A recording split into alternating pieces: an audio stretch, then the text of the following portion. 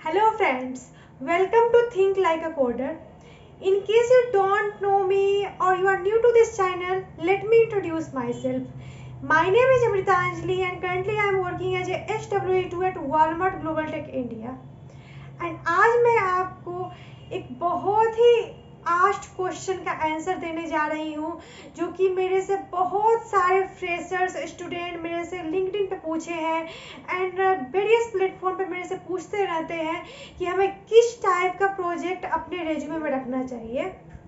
Basically हम लोग जब रेज्यूमे बनाते हैं तो रेज्यूमे में बेसिकली 4 सेक्शन होता है। फर्स्ट सेक्शन होता है कि आपका क्वालिफिकेशन, सेकेंड सेक्शन होता है आपका एक्सपीरियंस, थर्ड सेक्शन होता है प्रोजेक्ट, फोर्थ सेक्शन होता है आपका skill set and fifth section होता है आपका अचीवमेंट।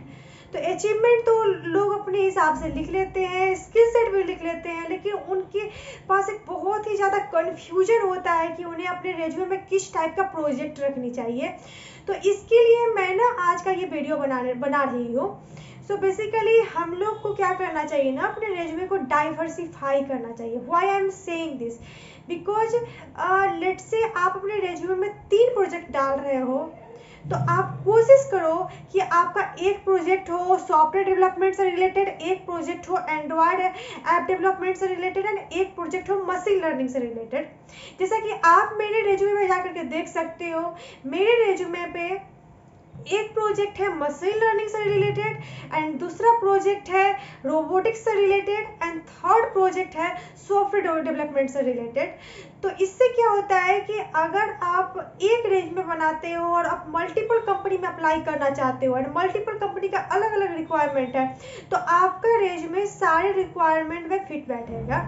एक तो इसकी प्लस पॉइंट ये होती है एंड इसकी दूसरी प्लस पॉइंट ये होती है कि अगर आप अपने रेज्यूमे पे डिफरेंट डोमेन का प्रोजेक्ट डालोगे तो आपके लाइक जो रिक्रूटर होते हैं उनको ऐसा लगेगा कि ये जो पर्सन है ना, ये बहुत ही ज़्यादा फ्लेक्सिबल है, एडेप्टिव है। मतलब आने वाले टाइम में से किसी भी टेक्नोलॉजी में अगर डाल दिया जाएगा तो वो इसे अडेप्ट कर लेगा या कर लेगी।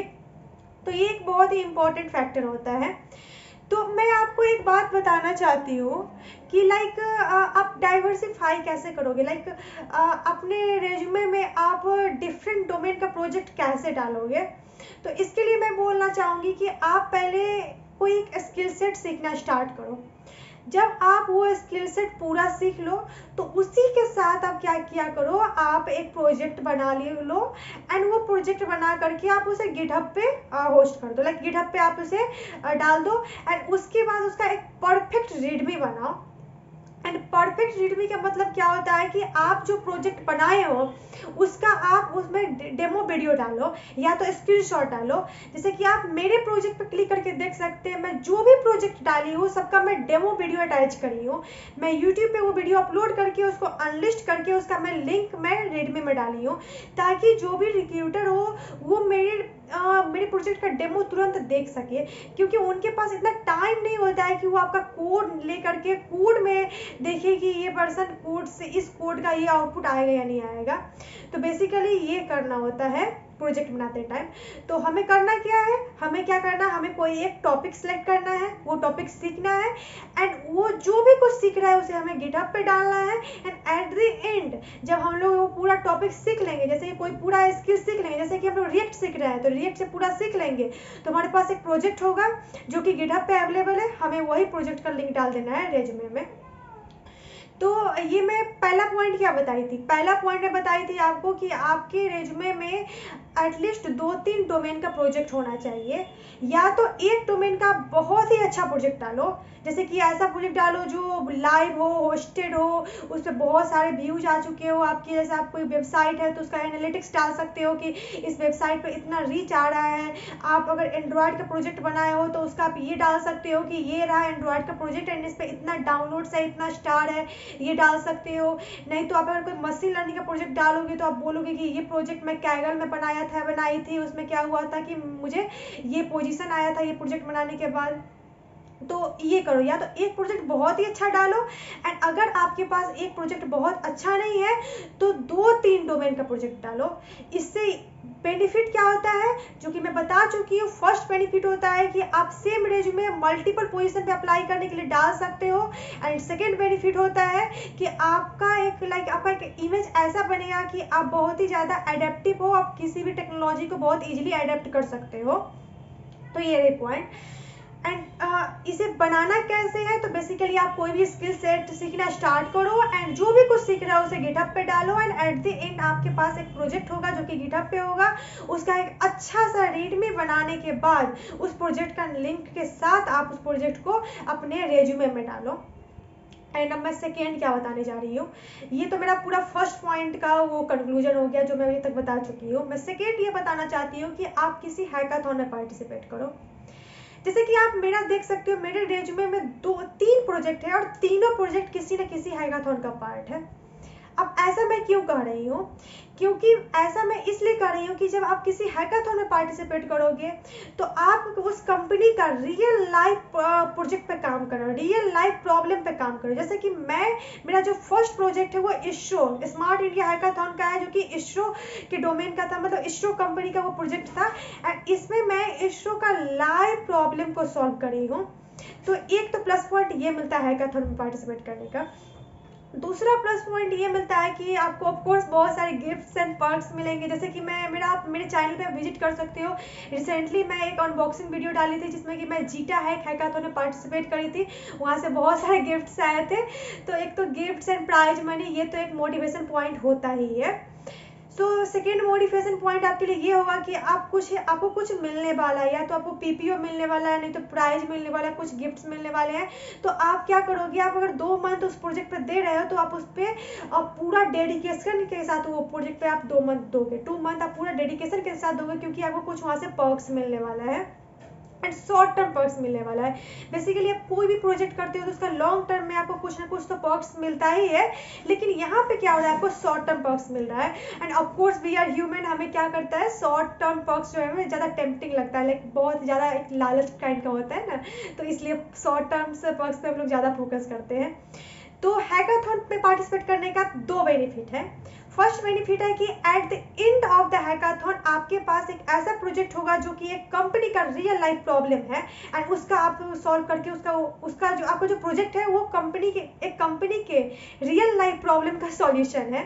सो ये एक पहला बेनिफिट है हैकाथॉन में पार्टिसिपेट करने का। एंड सेकेंड बेनिफिट है हैकाथॉन में पार्टिसिपेट करने का कि आपको पर्क्स मिलेंगे बहुत सारे, आपको पीपीओ मिल सकते हैं, आपको गिफ्ट्स मिल सकते हैं। तो ये 2 बेनिफिट होती है हैकाथॉन में पार्टिसिपेट करने का। तो मैं तो रिकमेंड करूंगी कि आप जरूर कोई भी हैकाथॉन हो सकता है कि आप उस हैकाथॉन में पार्टिसिपेट करके आपको लग रहा हो कि आप इसका सॉल्यूशन नहीं बना पाओगे, फिर भी एक बार ट्राई तो जरूर करो, पार्टिसिपेट तो जरूर करो हैकाथॉन में। Let me share my own story. So हुआ क्या था कि जीटा एक बहुत ही बड़ी कंपनी है, एक तरह से कह सकते हो तो इंडिया का टॉप पेइंग कंपनी है ये जीटा।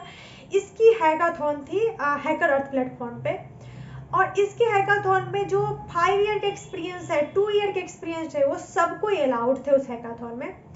तो मुझे तो लग गया था कि जब 5 ईयर एंड 2 ईयर ऐसे एक्सपीरियंस्ड वाले हैं, तो मैं तो फ्रेशर हूँ, तो हमारा जीतने का प्रोबेबिलिटी बहुत कम है। फिर भी मैं उस हैकाथॉन में पार्टिसिपेट करी थी। हम लोग एक प्रॉब्लम स्टेटमेंट दिया गया था, उसका हमें पहले क्या करना था, हमें उसका सॉल्यूशन को पीपीटी के फॉर्म में बना करके सबमिट करना था। उसके बाद जब वो राउंड क्लियर हुआ तो उसके बाद हमें एक्चुअल हैकाथॉन में पार्टिसिपेट करना था, जिसमें हमें रियल प्रोजेक्ट बना करके उसको लाइव प्रेजेंट करना था। तो ये तो रही हमारा, मतलब ये तो हमारा पूरा जर्नी था हैकाथॉन का। एट द एंड क्या हुआ कि जो हमारे जो ये हैकाथॉन के जो पैनल थे वो डिसाइड किए जो टॉप 50 में जो टीम आएगी सबको कुछ ना कुछ गिफ्ट्स दिया जाएगा, और वो गिफ्ट्स काफ़ी अच्छा गिफ्ट्स था, और हम लोग का टीम क्या था, टॉप 50 में आ गया। तो अब यहाँ पे आप देख सकते हो कि पहले ऐसा कुछ अनाउंस नहीं था कि टॉप 50 वाले को भी गिफ्ट्स मिलेंगे, लेकिन जब हैकाथॉन में हम लोग पार्टिसिपेट किए उसके बाद ये अनाउंस किया गया कि टॉप 50 वाले को भी गिफ्ट्स मिलेंगे, और हमें गिफ्ट्स भी मिली एंड हमें एक अच्छा एक्सपीरियंस मिला। गिफ्ट से इम्पोर्टेंट होता है कि अच्छा एक्सपीरियंस। हमारा एक पूरा टीम जो है एक रियल लाइफ कंपनी के प्रोजेक्ट पे काम किया था।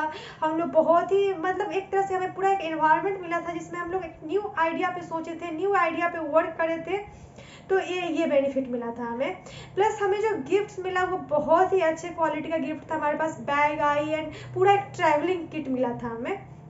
तो ये सब बेनिफिट होता है। सिमिलरली एक इंडिया में एक बहुत ही पॉपुलर हैकाथॉन है जो कि आप जरूर जानते होंगे, जो कि smart India hackathon, SIH, smart India hackathon. इसमें क्या होता है कि बहुत सारे प्रोजेक्ट होते हैं, बहुत सारे थीम होता है। उस थीम में से आप कोई एक थीम सेलेक्ट कर सकते हो एंड उसमें जो टॉप स्टूडेंट होते हैं, मतलब उसमें से कुछ स्टूडेंट का टीम सेलेक्ट होता है एंड जो कि ग्रैंड फाइनल में जाते हैं।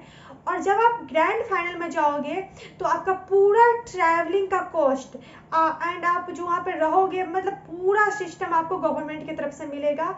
एंड ट्रस्ट मी, काफ़ी अच्छा ये पूरा सिस्टम रहता है। वहाँ पे बहुत अच्छे खाना मिलते हैं, बहुत मतलब ये सब तो एक पर्क्स है। मतलब पूरा जो 2 दिन का एक्सपीरियंस होता है ना वो हैकाथॉन का, बहुत ही ज़्यादा आपको सिखाएगा कैसे आप लगातार 2 दिन 24 आवर, हम लोग क्या किए थे उस हैकाथॉन में 48 आवर लगातार जगे थे। मतलब आप देख सकते हो 48 नहीं तो 24 आवर तो लगातार जगह ही होंगे हम लोग। तो ये होता है कि ये आपको एक एक्सपीरियंस होगा कि आप एक प्रोजेक्ट आपको मिला, आपको ये 24 आवर में ये प्रोजेक्ट कंप्लीट करके देना है एंड आप वो 24 आवर कंटिन्यूअसली वर्क कर रहे हो किसी एक प्रोजेक्ट पे। एंड ये जो है ना, आप इस एक्सपीरियंस को आप लाइफ टाइम याद कर सकते हो। सो ये एक्सपीरियंस मिलता है हैकाथॉन में पार्टिसिपेट करने के लिए। प्लस हमें पूरा ट्रैवलिंग के लिए जो भी हमारा खर्चा हुआ था, हम लोग पूरा घूमे। एक नया हैदराबाद हम लोग गए थे, हम लोग पूरा बहुत फुल मस्ती किए थे वहाँ पे एंड सारा कॉस्ट जो है हमें गवर्नमेंट की तरफ से मिल गई थी। तो बेसिकली एक हमारा हैकाथॉन के साथ एक लर्निंग एक्सपीरियंस भी हो जाता है, प्लस एक हमारा शॉर्ट ट्रिप भी हो जाता है। तो इसीलिए मैं बोल रही हूँ कि हैकाथॉन में ज़रूर पार्टिसिपेट करो, बहुत ही ज़्यादा इससे आपको बेनिफिट मिलेगा। तो ये मैं सेकेंड पॉइंट बताई हूँ कि प्रोजेक्ट कैसे बनाना है। पहला तो आपको ये स्किल सेट सीखना स्टार्ट कर दो एंड उस पर जो भी सीख रहे हो उसको गिटहब पे डालो एंड एट द एंड जब आप पूरा स्किल सीख लोगे तो आपके पास एक प्रोजेक्ट होगा। सेकेंड मैं बताई हूँ कि आप एक हैकाथॉन में पार्टिसिपेट कर लो। एंड थर्ड मैं ये बताना चाहती हूँ कि आप कोई इंटर्नशिप कर लो। तो अब मैं ये क्यों बताना चाह रही हूँ, क्योंकि अगर आप कोई इंटर्नशिप करोगे तो होगा क्या कि उस इंटर्नशिप के टाइम में आप किसी एक कंपनी से रिलेटेड कोई प्रोजेक्ट पर काम करोगे तो उस टाइम में क्या होगा कि आप पूरा स्किल सीख लोगे एंड जब आपका इंटर्नशिप खत्म हो जाएगा तब आपके पास एक स्किल अच्छे से आता रहेगा और आप उस स्किल का यूज करके कोई भी एक अच्छा प्रोजेक्ट बना सकते हो। तो ये रहा 3 पॉइंट कि कैसे आप एक अच्छा प्रोजेक्ट बना सकते हो एंड हमें किस टाइप का प्रोजेक्ट बनानी चाहिए, ये मैं पूरा इस वीडियो में कंक्लूड कर दी हूँ। सो वीडियो एंड करने से पहले मैं आपको बताना चाहती हूँ कि मैं C++ का पूरा ट्यूटोरियल अपलोड कर चुकी हूँ। आप C++ प्लेलिस्ट पे जा करके पूरा ट्यूटोरियल देख सकते हो। एंड अभी मैं क्या कर रही हूँ, डाटा इंस्ट्रक्शन एल्गोरिथम से रिलेटेड जो सबसे इम्पोर्टेंट क्वेश्चन है, जो सबसे ज़्यादा इंटरव्यू में पूछा जाता है, इसका मैं वीडियो बना करके डाल रही हूँ। बेसिकली मैं एक प्रायोरिटी को फॉलो कर रही हूँ, जिस क्वेश्चन का सबसे ज़्यादा प्रायोरिटी है उसे मैं सबसे पहले डाल रही हूँ। और सिमिलरली मैं आने वाले टाइम में बहुत सारे वीडियोज डालूंगी जो कि लीड कोड का बहुत ही अच्छा क्वेश्चन होगा, जो कि बहुत सारी जगह पे पूछा जाता है, बहुत सारे इंटरव्यू में पूछा जाता है। तो अगर आप चाहते हो कि आपको ये कंटेंट आपका मिस नहीं हो तो आप इस चैनल को सब्सक्राइब कर सकते हैं। एंड अगर आप चाहते हो कि वीडियो डालते ही आपको तुरंत नोटिफिकेशन जाए तो आप क्या कर सकते हो कि आप बेल आइकन को दबा सकते हो। एंड अगर आपको ये वीडियो अच्छा लगा तो इस वीडियो को लाइक भी कर सकते हो। एंड और मैं एक और बात बताना चाहती हूँ कि मैं क्या कर रही हूँ कि मैं 15 शॉर्ट्स वीडियो बना रही हूँ, यूट्यूब शॉर्ट्स वीडियो बना रही हूँ, जिसमें कि मैं हर एक शॉर्ट्स वीडियो में क्या करूँगी, एक प्लेसमेंट टिप्स दूंगी। बेसिकली होता क्या है कि स्टूडेंट प्रिपरेशन करते हैं, पूरा मेहनत करते हैं, लेकिन कुछ प्रॉब्लम के कारण वो इंटरव्यू में अच्छा परफॉर्म नहीं कर पाते हैं। तो इसलिए मैं हर एक शॉर्ट्स वीडियो में एक प्लेसमेंट टिप्स दूंगी जो कि आपको बहुत हेल्प करेगी आने वाले टाइम में। सो आप इस चैनल को सब्सक्राइब कर सकते हो अगर आपको वो शॉर्ट्स वीडियो मिस नहीं करना है तो। So that's all about videos. Thank you so much.